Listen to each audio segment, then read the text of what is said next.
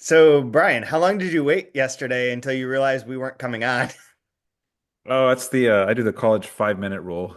Oh, So that's solid. Solid 5 minutes is a that's an acceptable number. That's an acceptable number. So, if you're listening, I was going to joke that like we got hundreds of messages that we were one day late with this week's recording, but that number was actually zero. I don't think anyone even noticed. So, anyways, you're listening to the 2 Month Review, the weekly podcast brought to you at Open Letter at the University of Rochester, where we take a book, break it down, talk about it, have a good time. We are reading Doris Lessing's The Golden Notebook, and today we are going up to Free Women 3, which in my print edition is page 352. I actually read this as a Kindle, and the numbers are totally different. The page numbers are totally different. So I'm glad that I figured it all out. But I'm joined as always by Brian Wood, author of Joytime Killbox, who came in Hello. yesterday to record this, and we never showed up. yeah, but I'm here ready to roll. So good to go. Keep that bit going. And Kaija Straumanis, senior editor, Open Letter, translator from the Latvian, most recently of a book called The River by Laura Vinogradova. So how are you doing, Kaya? I am great, Chad. How are you? I'm okay. I was in Pittsburgh yesterday, so that was cool. It was actually very nice. I should mention that it was part of the Building Bridges conference that was hosted by the City of Asylum, which if you go through Pittsburgh at all, definitely go to the City of Asylum. It's a great event space. They have a lot of like really interesting events. It is part of the City of Asylum network where they have writers in exile that are hosted and live in various like very nice like uh apartments nearby where this like center is. So very like humanitarian, great organization. They have these events. They also have a bookstore that has three shelves of open letter titles designated as own open letter section. And they have a really good Hell yeah. restaurant in there. So good place to go. Very cool. It's sort of near where the baseball stadium is. So if you're going to a baseball game, you can always go to City of Asylum. But Brian, have you ever been there? You've been to Pittsburgh. I've been to Pittsburgh. I haven't been to City of Asylum, but all of those words sound like trigger words for a conservative agenda. So I don't know Oh, how for long those sure. are going to be around. Holy cow. Everything you just said sounded really awesome. So I'm assuming it's going to get torn down pretty soon because we can't have nice things. So. It is for anyone who doesn't know. So I was on a panel about the future of literature, future of publishing. It was mostly about translation publishing, obviously, because they're focused on like international stuff. But it joining me was like Lissy Jacquet from Words Without Borders and formerly Alta, and Barbara Epler, the publisher of New Direction. So Oh, very cool. like a really nice time. And Michelle Gil Montero was the moderator. She runs a press that does poetry and translation called Eulalia. Very cool as well. Barbara was great. I love talking to her because she's like a good old school publisher. She's been doing it for 40 years, so she knows what's what and talks about it. So it was great. But anyway, shout out to all of them, to City of Asylum, to everyone that was involved in it. I am back. I was there for less than 24 hours. There was a massive thunderstorm. It was great. So now we're here to talk about Golden Notebook. And I guess we can just jump in. And Kaya, what did you think of this particular section? So we had two parts. We had the Shadow of the Third, which is the yellow notebook, I believe, and then the blue notebook, which is the diary notebook. So what are your initial thoughts? Um, I think this section is particularly interesting because I think this is, and I keep referencing the first time I listened to or read the book. I think this is the section where I really started to, I think I had to stop and remember, like, just reposition the characters. Anna, Molly, Michael, Oh my God. Ella, is it Julie or Juliet? What does she call her in the Juliet. book? And then the boy, yeah, the son Michael. No, wait. Anna and Molly, Anna's daughter Janet, Molly's son Tommy, Michael, the guy she's having the affair with, and then the book, Ella, who lives with Julie, who has a son Michael who's having an affair with Paul. And this is the portion where Ella has this very brief affair with this visiting American doctor who she meets in the airport slash plane in Paris after this failed business trip. That's the point where I was kind of like, who the fuck is who? I need to take a moment, and figured this out because it's so, I mean, it's so in line. It's so mundane. Ella's, talking to her editress, talking to her boss, going on this business trip to Paris to buy this story that she doesn't buy. It to me, it felt like the most Anna section of that novel within this novel. Yeah. Yeah. Brian, what are your thoughts? I had the same, I had a similar thing just to back that up in terms of like having to stop and refocus that Ella is quote unquote the novel within the notebooks and that her story, even though it very much parallels Anna's in certain ways, is separate and that all the names are very confusing to keep track of. I agree. Brian, what are your thoughts? I thought it feels very intentionally confusing, Sure, yeah. like by design, Absolutely. because Agree with that. everything is starting to spin into to chaos and madness, and everything's falling apart. And I get a lot of like despair and meaning, like things become meaningless, like Yeah. like more and more meaningless Interesting. in this section. And so I thought what's happening on the surface is mirroring wonderfully what's happening beneath the surface. And I kept noticing parallels, loops, and repetitions that we're getting in this section quite a bit. One of the Yeah. And I think I agree with you more than I think I did. I don't think I disagreed last week, but I agree with you. I agree with you. I agree with you more, and I think my read is aligned more with your read as we've been getting to this section. I actually looked at the transcript through the podcast app to try to remind myself which section we were reading through, and the part that I scrolled down to was you, Brian, like right after you saying the phrase of like, oh shoot, and of course I forgot it, of like, but like catching on, or like now it's really something about like it's really um like basically like the like you guys like you see that there's a game afoot, oh, and pointing that out, and I asked a question about it, or asked you guys to elaborate what you meant by that. Hmm. And I definitely like I think I see where you're coming from, or where your read is coming from very much with this section this week. Okay. I thought like maybe related to that is the part that it didn't get confusing, but that was really like this is just like recursive in very many ways and just pointing to itself over and over is when she's talking to the so Ella, who is in the novel that Anna is writing, goes to Paris to supposedly buy a story because her boss thinks that everything French is like literary and special and whatnot. And she's like, the story is bad. I'm not gonna buy That's that because it is, because it Chad. obviously is. You should Like know this. You read the every world. everyone knows about how France is great. I mean, as someone who's reading a lot of French books right now, I have to say they're pretty fucking great, but of a certain kind, not probably not the kind that they're talking about. But then when she says like she takes it, they go out to lunch. This guy Robert Brunn, who's like a womanizer, fiance, checking out all the ladies, like then all that kind of stuff. That's great. But she's like, if we were to print this, we would have to rewrite it with no convents, no nuns, no religion. And he's like, but the whole point of the story, Shirley must agree, is the goodness of the poor girl. She's at heart a good girl. And she's like, this won't work in England. You have to change all of this, which is the same thing that everyone's saying to her about her film script, Anna's film script, or making a film or making a TV about her book is like, well, we'd have to take out all of these pieces, but it's kind of the same thing. It's Which like, God I damn only now realized as you were saying this. Like, God damn it. it. Like that recursive moment was again where I was like, had to pause, like you said, and be like, wait a second, Ella is the character within. Got to keep this straight. Assuming that that is valid. Again, I think Brian and I had questions about whether that's true or not. And it's interesting because it puts Ella in the position of, I mean, not just the one, the male agent, but it puts Ella in that position, Hmm. um, as Write what you know.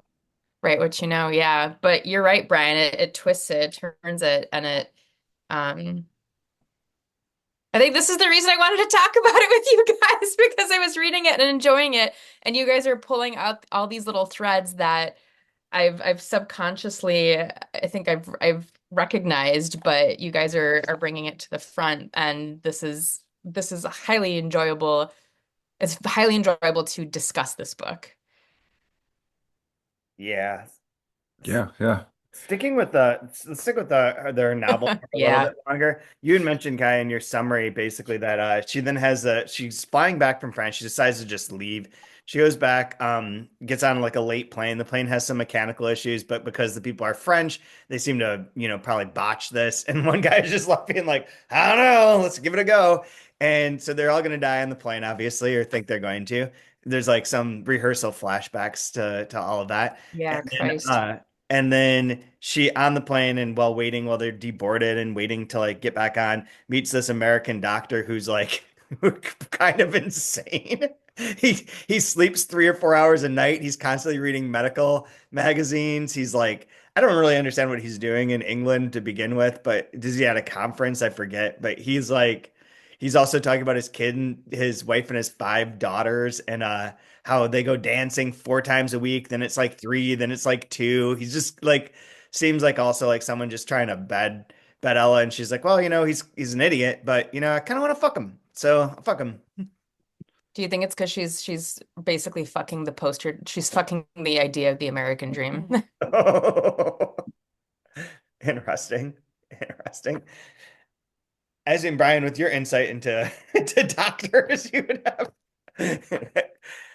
have things to add to Well, that. there is kind of, we can get to it later, obviously, but with the parts with Anna and the psychiatrist as well, that takes place on the apparent surface, right?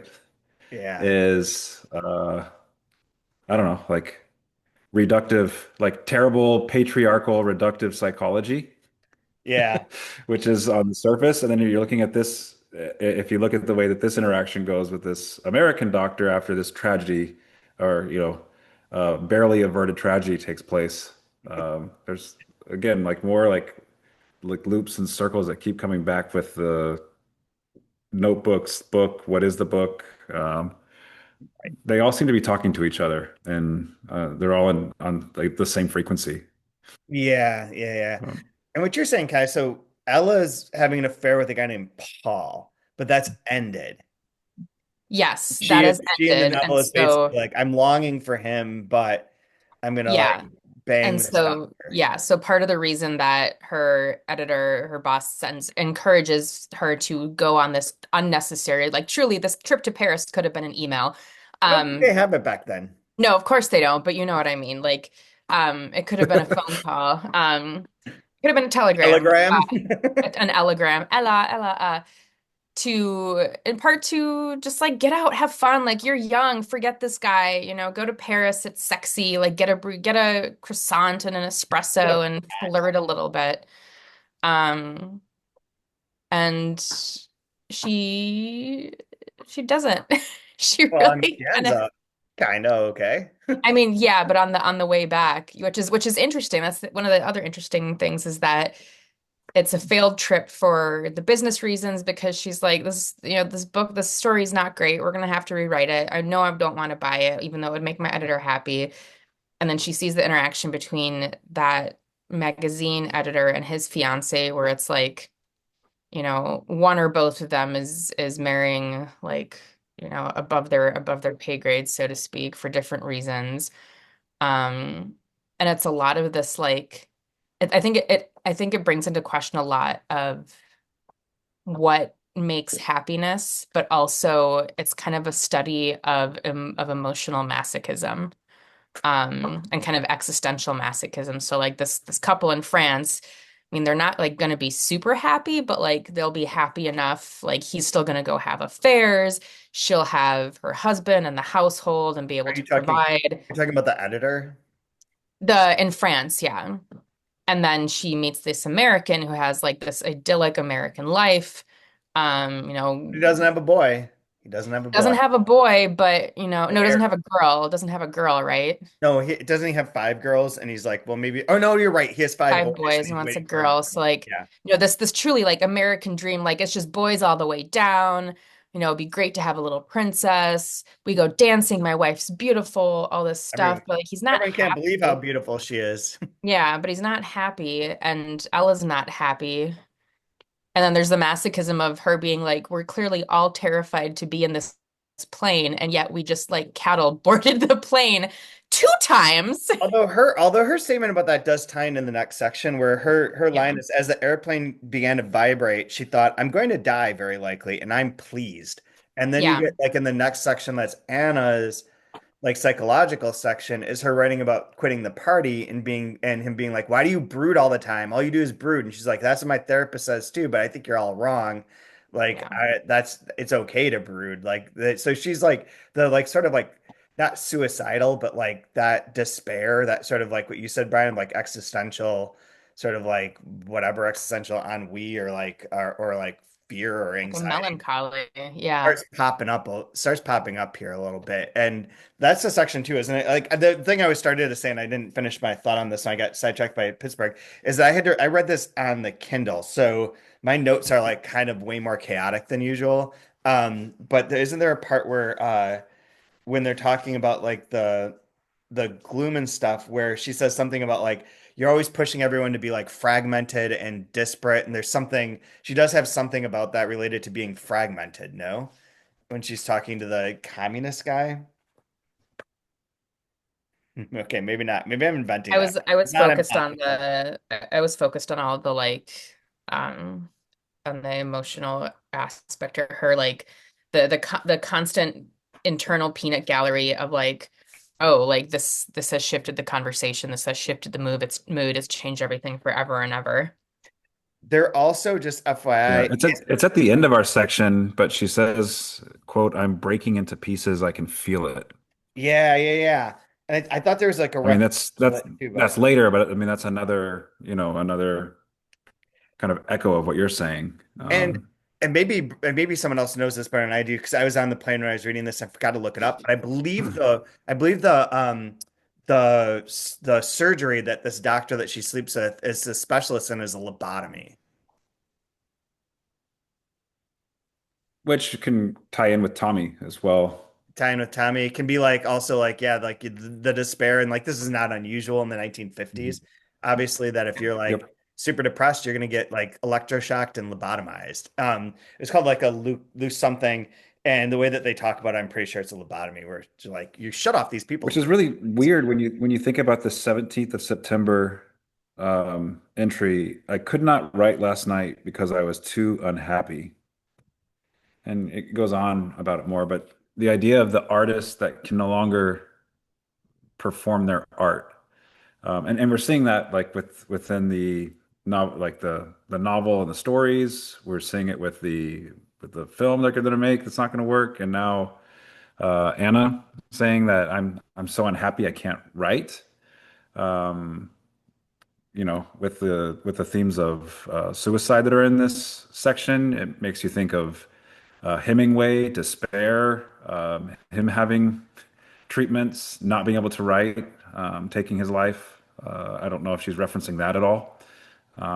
But there's again like these like yeah, like there's so many loops, so many echoes that it's it's fragmented and chaotic and maddening, but there's an absolute order to this abyss that we're like swirling in this like full 360 uh view of this character. Yeah, yeah. That And this is definitely like for me, this is like the chaos section. this is very confusing what you just said, Brian. And I hadn't noticed this, and this will tie into a thing that I wanted to ask you, Kaya. So these are the entries in the blue notebook for our section. I was very concerned for a second. The first one is September 15th, 1954. And it's last night Michael said I had not seen him for a week. Well, Anna, I'm sorry, great love affair is coming to an end. Question mark characteristic of him. Then September 17th, the one that you just quoted, I could not write last night. And that's the one where she details her whole day, I believe, where she's like, I'm going to detail every single thing Mhm. that happens this day, right? And like goes through the whole thing. She makes dinner for Michael. He does not come. He calls her. They have like a terse exchange. Molly's like, he's not going to be here, blah, blah, blah. The next entry is from the 15th again.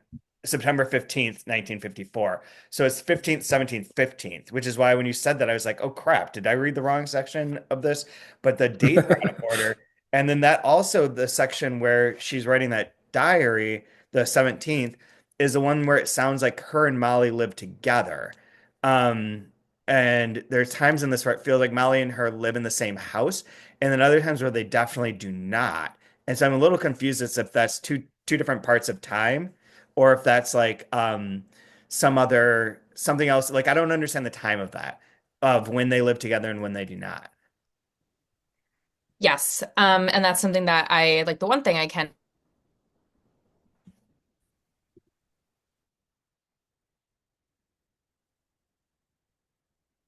Michael were having the affair, like during that relationship. Hold on, you need to That's repeat when that they're living because together. my Wi-Fi died. So repeat what you said about Molly and Anna living Okay. together. Okay. So Anna,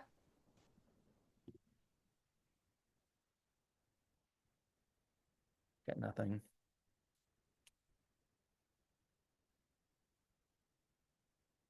so the time of Anna and Michael is while Anna and Janet are living with Molly and Tommy. And once the relationship with Michael is over, that is when she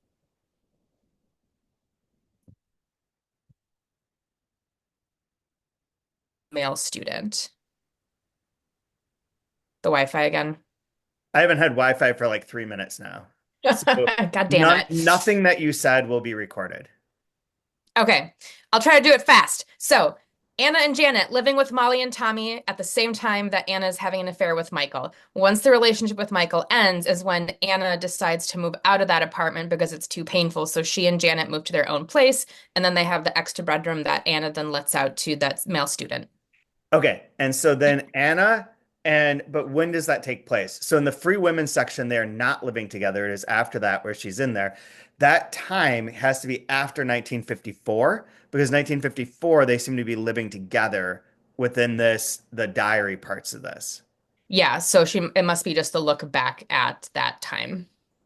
Okay. So like this is predates that moment because she's still having the affair with Michael, like you said. So she has not Yes. moved out. So the time of free women is like 50, whatever, 6, 7, something like that. Yes. Molly And has gone away for a year-long trip and come back, and Tommy is an adult and they're having that situation. The diaries about their time with Mother Sugar and her writing these diaries as like some psychological account happens before Molly goes on this trip, it seems.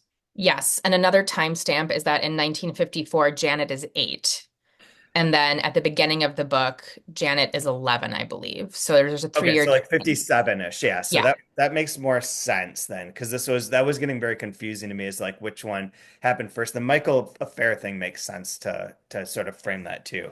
Each one of these parts stands so far alone from each other. Like when you're talking about fragmentation of like the individual and whatnot, Brian, it's also like this fucking book. Mhm. Like every one of these is separate and like it's more like a fractal than anything else, where it's like represents the whole and all the pieces each represent each other, like broccoli or whatever, stupid metaphor you want to use.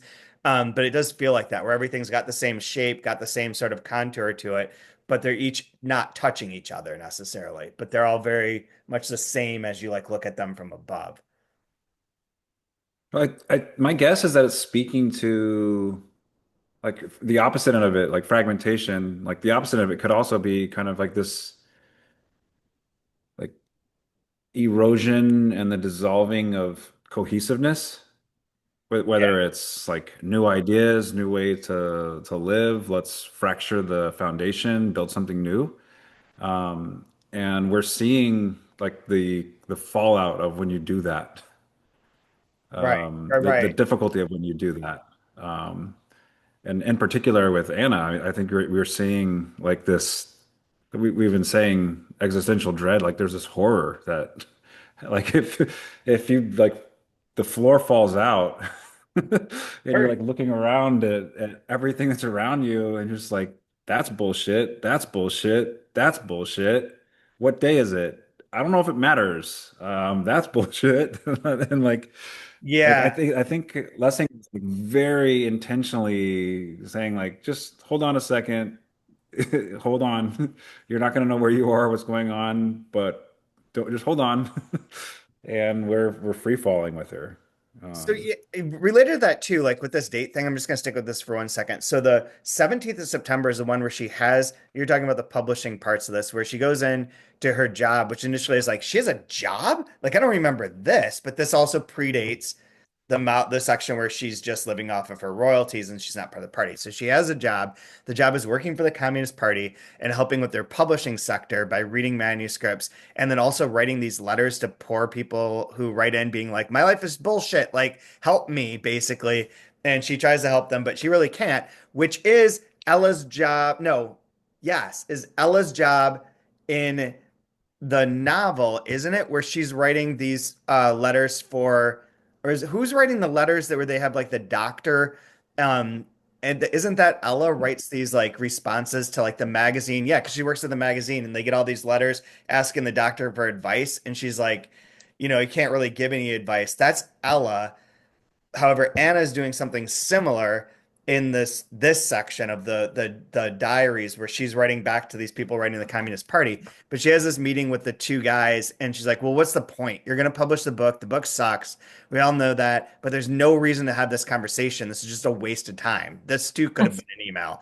So yeah, Um, that's like one of my favorite parts. That's like what Brian was just, I feel like the same mood of what Brian was just saying, where it's like, we all know it's trash, but you're gonna do it anyway. So like, bye. And so that happens on September 17th, according to this diary. Then September 15th, she says, normal day. During the course of a discussion with John Butt and Jack, decided to leave the party. I must now be careful to not start hating the party in the way we do hate stages of our life when we have outgrown them. That seems to take place on the 17th. Like that's the thing that she just described, and it is as 2 days later. Was it? I mean, the thing, I was less hung up about the date in that I only as, just noticed it, so I'm just talking on my ass. yeah, Unless Brian as hadn't said that, I would have been like, I didn't notice that this is out of sequence a little bit, or like goes back to a day. And I yeah. thought, when I read this, I thought that I didn't realize that the dates are different, but the 17th, where she goes through this whole explanation, is like, I'm going to write everything that happens to me. She goes through the whole thing, and then as if she was rewriting it, and it's like, totally normal day, quit the party, everything sucks, the end. But that's a So yeah, date. so here at the top of page 316, it says the Blue Notebook continued. First entry is September 15th, 1954, and it's that paragraph. Yes. And then it's September 17th, 1954. And then we go to, I mean, that's the entire section. It's like 45 pages of Correct. book. And then at the bottom of 351, it says the whole of the above was scored through, canceled out, and scribbled underneath. No, it didn't come off, a failure as usual. Underneath was written in different handwriting, more neat and orderly than the long entry, which was flowing and untidy. And then that short, brief one. So, Which like, I took as her rewriting that day, but that's not true. I think it is. I think unless it's just an error on Lessing's part and someone should have caught it as an editor, I don't know. and it should have been 17th again. Like I took it as like everything from page 316 to the Same. bottom of 351. She's just like, Fuck this. fuck it. All of this. I mean, the brevity and the reduction of oneself is so it's not heartbreaking. I think it's very realistic, but it's also just like, fuck, man, like you just spilled your guts out and then you're just like, yeah, it didn't work. Then this Didn't whole thing land. didn't land. Didn't well, just land. let's listen to the different sound of the first September 15th entry, right? Last night, Michael said, I'd not seen him for a week. So, like, you're already interrupting yourself, right? You're trying to get something out. You're already interrupting. It's messy, like, already from the get-go, right? So, last night, Michael said, I'd not seen him for a week. Well, Anna, and so our great love affair is coming to an end. Characters of him that it was a question mark. Okay. Versus the other 15th of September, a normal day. During the course of a discussion with John Butte and Jack decided to leave the part. Like, it is so clinical, so Yeah. cold, and so factual, and so like all of the messiness is gone. Let me give you a just a nice, clean presentation of what a normal day should be Yeah. Finished versus with the finished with extreme realism that you get, yeah, before. yeah, finished with the sentence, I must pull myself together. Right. Yeah. Yeah. I want to mention really quickly, Tommy's a social butterfly in this part of the book. He's like on his like third girlfriend Yeah, and and like that going too, out. like takes a minute to like put that this is before the time that we see him and he tries to kill himself, which is Yes. still like the cliffhanger from Free Women 2, which should pick up in the next section for Hmm. next week. But that, yeah, that at this point he's like just a player, a little bit of a player. And Molly's like, he's gonna marry this one, which we know does not happen, Yeah. and all of that. So I mean, do any of you guys find yourself sort of missing the Africa section? Like this was so hard to follow. And at least with them like boozing and walking through the veld is like I can follow it. That's no, I actually like I get into each one of the sections independently and yeah, putting them together is the thing that I have a hard time doing right now. Is like also usually fair. that's the thing that I really like to do, but for this like it just keeps throwing me off because like you said I get the characters mixed up because they're all kind of the same character. They're Yeah. all sort of the same person or they're supposed to be under like the guise and the nature of the book with the idea that like Ella is just a representation of Anna in her idea of fiction. Yeah. And I think there is a juxtaposition, like Brian mentioned chaos earlier, where this is in your like, in England, which people stereotypically think of as like not uptight, but stodgy and very proper. And there's so much beneath the surface and so much chaos, whereas you had all of them in Africa and like everything, there's this heat and there's this tension all the time, but everyone seems far more upfront with one another in that time, which is in certain ways far more chaotic, geopolitically way more chaotic than where they are right now. I mean, this is also before then, right? No, it's not, sorry, it's not before then. This is after then, but this is like, yeah, the different spaces of chaos is also um I can't imagine being able to write like this from Yeah, like A to B and just write it straight and have all these she's amazing. because that's what she said. She just wrote this as one Yeah. continuous. I found the part that I was talking about, which might work for something that you're saying, and then maybe we'll need to wrap up in this episode. We're still like trying to piece some of this together. So I don't know what page it's on because this is all wrong, but there's a point where she's talking to Jack, not John Boot, but the other guy. And he's saying like, things are going to change, whatever. He says the idea of humanism will change like everything else. I say then it'll become something else. But humanism stands for the whole person, the whole individual, striving to become as conscious and responsible as possible about everything in the universe. But now you sit there quite calmly, and as a humanist, you say that due to the complexity of scientific achievement, the human being must never expect to be whole. He must always be fragmented. That's the part that I was trying to remember. And then he's basically like very aggressive and he's like, I think your soul is in danger. And she's like, yeah, that's more than likely. Is that so terrible? And he's like, you're in a very dangerous position. You're earning enough money not to have to work due to the arbitrary rewards of our publishing system. And she says, I've never pretended it was due to any special merit of mine. Um, like very aggressive, but also like there is like an arbitrary, and she keeps acknowledging it. She's like, I don't make money off this because I'm particularly good. I just got lucky. Like things worked out for this one thing. And everything else in my life doesn't really quite work out. It's like scratched one thing off the table. I don't have to worry about money right now, but I don't have a relationship that makes any sense. She thinks she's doing a good job with her daughter, but has questions about that. She used to believe in the Communist Party, but has lost all faith in that because they won't change after Stalin dies and they won't admit that everything is fucked up. She's got this book that could be making more money that people have an interest in, but she's disillusioned with the idea of television and film adaptations. She's writing a book that she doesn't believe in, that she doesn't think works, in which she has a character within that book talk about how she writes a novel that she doesn't think works because her lover is like, this kind of sucks. Like there is like, as you keep pointing out, Brian, like just sadness all the way down. Like it's just over and over and over again. These things are not working. She doesn't have to worry about money, but everything else is broken.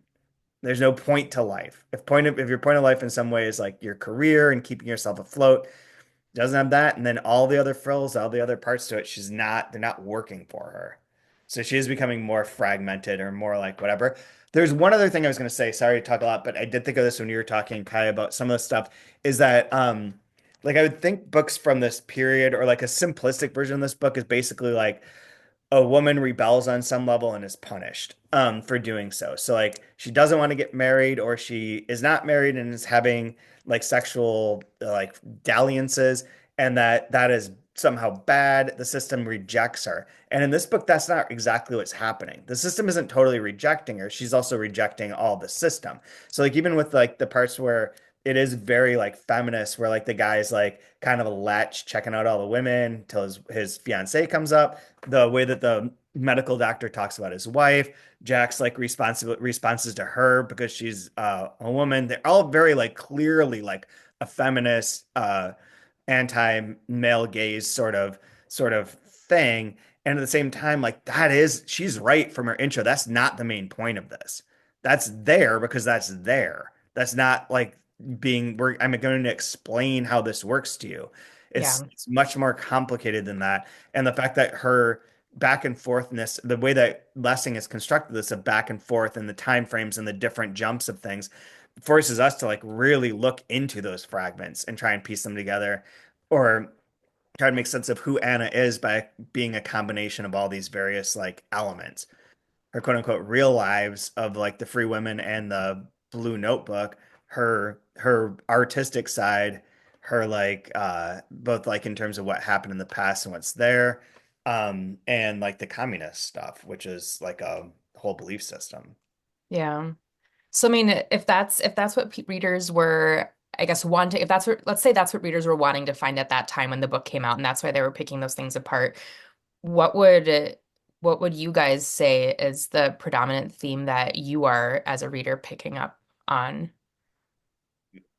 Personally, I think it's staring Yeah. into the void and trying to find some purpose to keep on living, which I think is a very difficult thing to come by. Okay. I think it's the failure of institutions, the failure of language, and the breakdown of the self.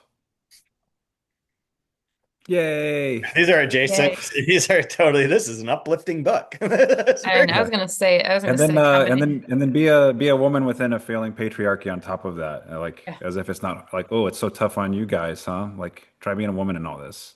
Yeah. Bye. Yeah. peace. I want to say really quickly the fact that she's like, oh, I'm gonna do this dinner, like veal. I have to pound the veal, breadcrumbs made yesterday, and like the stuff she does with the baked apple. Like, I can barely remember how much butter to put in a box of mac and cheese mix. Like, she's just doing this off the cuff. Like Brian and Chad, you guys are the culinary experts of the three of us. But like that was astounding also. Yeah, that's true. People cook different back then, that's for sure. Anyone have a, so I guess we should wrap it up. If you're listening, be sure and like and review us at wherever you get your podcasts. We'll be back next week up to page 417, which is in the middle of one of the journals. I'm not sure which one, but is part of takes into account Free Women 3. But before we completely leave, you can also watch us on YouTube, like, subscribe, smash all those buttons that you're supposed to smash. But we can leave with like our final favorite lines and a send off. Does anyone have a good final favorite line that you from this week that you would like to start with?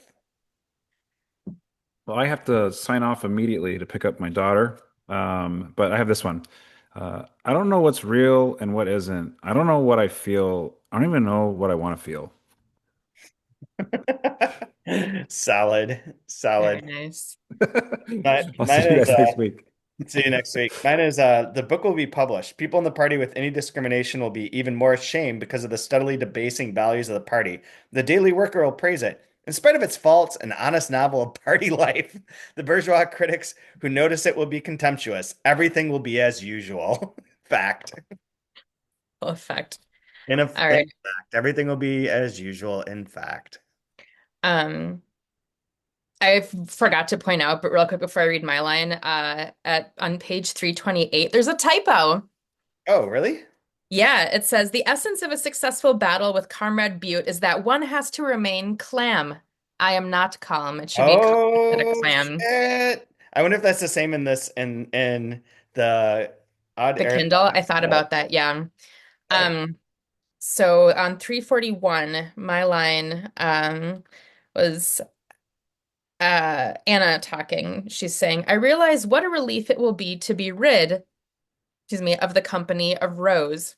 I often dislike people, or at least not longer than for a few moments, but I dislike her actively and all the time. I sent you a photo of that I line know, I realized that specifically afterward. and Also, was like, this is, I feel this right here. yeah. Also, if you are a human being who has blackheads on your neck, you need medical assistance. That is unnatural. I know pores exist everywhere, but what the fuck are you not doing that you have neck blackheads? Just post-wartime Britain, there's a lot of stress, there's a lot of soot, a lot of things. There's a There's a lot lot of of soot, there's a lot of clogging of pores that might be happening. So there's a lot of clogging of a lot of other things too.